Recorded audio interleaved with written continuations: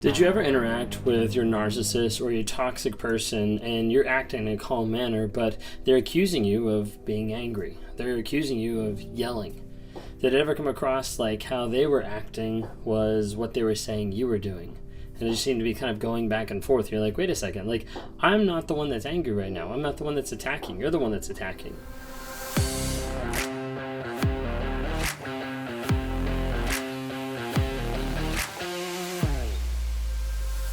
And you might see this habit and this pattern happen in your relationships multiple times.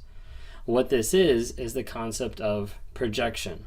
Stay tuned to know a little bit more about that. If you guys don't know who I am, my name is Ben Taylor. I'm a self-aware narcissist on this channel to provide awareness, growth, healing, and change. I'm on here to tell people about narcissism, to tell what it is, how destructive it is, how awful it is, how it breaks apart households, how it destroys lives, destroys families. But I'm also under here to be able to talk to people to help them grow, to help them find healing through breaking out the trauma bond and to be able to change their lives and change the direction that they're going. Oftentimes I do this with talking with victims, with survivors who have been through narcissistic abuse. Typically I'll sit down with them in one-on-ones or in coaching sessions working through how to break free of the trauma bond, how to break free of that aspect of, in my mind, I know I shouldn't be with this toxic person. But in reality, like my heart, my emotions, everything like that wants to be with this person. And over a period of time, that feels crazy. Feels like it doesn't make sense. Like, why would I even think this? A lot of people struggle with those thoughts and those ideas. So I try to work with people to be able to break free of the trauma bond. I also work with people trying to get them through detox mode of where they're getting out of that addictive relationship. They've been addicted to another person for such a long period of time, they're not sure how to handle it. They're not sure how to handle the withdrawals, the thought process of what do I do now that I'm in a moment of peace where I'm not getting actively abused, but it doesn't feel peaceful. Now, every relationship after the narcissist just seems to be, boring. Then I work with people to get them into an aspect of clarity, of what's your vision, what's your values, where are you going in life? Because if you don't have intention, if you don't know intentionally where you're going, you're going to slide right back to the narcissist, back to a toxic relationship, back to a place in your life where you're just living not in congruence. If that's you, I'd love to be able to talk to you. I work with two different types of people. The majority of the people that I work with are those narcissistic abuse survivors. The other people that I do talk to every once in a while is a narcissist or a person with narcissistic traits that might reach out to me. Don't reach out to me if you're a narcissist and you're not interested in being honest or vulnerable or changing. I don't have time for that. But I am here to try to be able to help people to get them to a place to say, hey, I want to start living different. I want to start fucking lying. And I want to start living my life in honesty with vulnerability to be able to change my behaviors, to be able to change my actions, to be able to change how I'm interacting with other people. And I try to do that on a day-to-day basis. If that's you and you want to talk sometime, there's a link down below. Would love to be able to have interaction with you, just to be able to help you grow in whatever aspect I can. Anyways, projection. That's what I want to talk to you about today. So, what is projection? I'm sure you guys have seen maybe like a movie night or something like that. There is a projector, something that shines up on the screen, very huge, so that everybody can see. What it's doing is it's taking an image and it's putting it on a wall. It's projecting it up there. So, a definition of projection. Let's jump off there. A defense mechanism, very common in people with NPD, that involves attributing one's own feelings, actions, or traits to someone else consciously or unconsciously. So the idea of taking feelings, actions, traits, taking all those things that I'm experiencing as a narcissist and projecting them onto the victim, projecting them onto the other person. What this does is it helps the narcissist move through life without having to take accountability, without having to take responsibility, and without having to own up for their actions.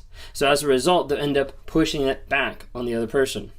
So you may be wondering, like, why do they even do that? Like, what is the purpose? Well, part of it is that defense mechanism, but let's look at a couple different things. One thing that does it displaces painful emotions. Narcissists, like they struggle to be able to understand emotions and to be able to process them effectively. So a lot of times a narcissist experiencing different emotions might only come out in one or two different ways. Oftentimes that one particular way is rage and anger, lashing back out. Sometimes the other emotions, they're there, but they're hidden underneath the surface and they don't know how to process them. That's why a lot of times when you're crying or when you're having a bad day, the narcissist can't have the empathy. They don't relate to what you're going through, so they don't really connect with those same type of emotions. Sometimes seeing other people have emotions frustrates the narcissist. Sometimes the narcissist going through life acknowledges that there are painful emotions that they have deep down inside, ones that they're not willing to be honest about and they're not willing to be vulnerable about, to actually address those to see if they could get healing and work through that. With a narcissist, they're trying to hide those painful emotions, and when they can't hide them, they'd rather push them off onto someone else. Maybe those are emotions about their worth or their past or abuse that's happened in their childhood. There's a lot of different aspects that they'll try to take whatever emotions they're handling in that moment, and they'll take them and they'll push them back on you. This is why you might be there being like perfectly calm, and they're like, "Why are you so angry?" And you're like, "No, I'm not angry." Or, they might be there and they're saying like, you're cheating on me. I'm not, but they're cheating. Like, there's all these different types of projections. So one is the displaced painful emotions. The second one is make someone else carry their intolerable feelings. See, for a narcissist, they don't like those feelings because they haven't had that emotional stability, that emotional security, that emotional growth to be able to get to the place to be able to handle the feelings that they're feeling. That sadness, that guilt, that blame, the shame, all those things that are running through their minds is like way too hard to be able to process, way too hard to be able to sit with and say, hey, this is happening in my life right now because I caused this. And that right there is a huge aspect that a narcissist won't want to be able to handle. So as a result, I'd rather take what I'm feeling and I'll make someone else carry it. I'll make someone else be the bearer of the feelings and the emotions that I have in that moment. And the third one is divert negative attention away from themselves. This is probably one of the most popular ones for the sole reason of getting away from accountability, getting away from responsibility. You won't believe how many times I talk to people and they say they ask the narcissist one specific question. Maybe it's, did you cheat on me? Or whatever it might be. But they'll ask them one specific question, and the aftermath of that question will be this giant long argument with word salad, with circular reasoning, with all these different things. And when they get to the end and they finally part ways, or they finally go into different rooms, or one leaves for the day or something like that, nothing's been solved. And that question at the beginning has never been answered. A narcissist will do whatever they can to divert attention away from themselves if it has to do with honesty, vulnerability, accountability, responsibility, blaming, and shame. And you'll see that happen time and time again. Because they don't want to take accountability for their actions. They don't want to be responsible for the things that they've done. They don't want to own up and say, hey, this is who I am. This is what I've done. And as a result, they don't change. Narcissists won't change because they won't admit honesty and vulnerably where they are. And as a result, the map of going from point A to point B, they say, hey, I'm going to go to point B. Problem is, they have no clue where they are because they're unwilling to identify where point A is for them, because that would take that honesty and accountability. The other one, like I just mentioned, is avoiding accountability and blame. Blame and shame are two big aspects that come with narcissism that are underlying currents that are wanting to keep that person with their walls up, that are wanting to keep that person from engaging, from sharing, from opening up, from anything. Sometimes that's from previous abuse. Sometimes that's from their ego. Sometimes that's from a whole litany of different things throughout their childhood that's put them in the place where they're saying, hey, it's not okay for me to do this, so as a result, I'm never going to open up. Because I can't handle that blame and I can't handle that shame. I've never been taught, I've never grown up with the aspect of, hey, it's okay to have guilt. It's okay to have shame. But how do we process that? How do we deal with that? And how do we come at it in a vulnerable way to find growth, healing, and change?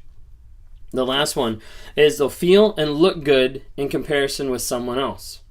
You see, the aspect of taking my emotions, taking my thoughts, and projecting it on another person, so much so that that other person begins to experience that emotion, that feeling, that concept. So if I'm mad and I'm talking to you and being like, why are you so mad? And you're not mad, but I keep poking you over and over and over again, then all of a sudden you get mad, and then we're talking about reactive abuse. Because I've created a situation where you are now demonstrating anger. And as a result, I then feel better about myself. Well, it's not so bad that I was angry because she just yelled at me. It's not so bad that I'm angry because he just did this. And they'll manipulate so often, and they'll do that through the aspect of projection. So if you're dealing with someone that you might be seeing some of this, you might want to talk to somebody. You might want to get help. You can reach out to me. You can reach out to a lot of other creators, psychologists, therapists, anything like that. But listen to these really quick. Narcissist projection, either to displace painful emotions, to make someone else carry their intolerable feelings, to divert negative attention away from themselves, avoid responsibility and blame, and feel good and look good in comparison with someone else. I hope that was helpful for you today. If you haven't already, download the NARC app, N-A-R-C, and join our community on there. We've got a lot of different things coming down the pipe within the next couple days, exclusive things where you can actually get on the live, get on eventually a Zoom call with me to be able to talk through a lot of these issues, and also have groups and communities to be able to help you grow, help you change. Check it out. Thanks so much.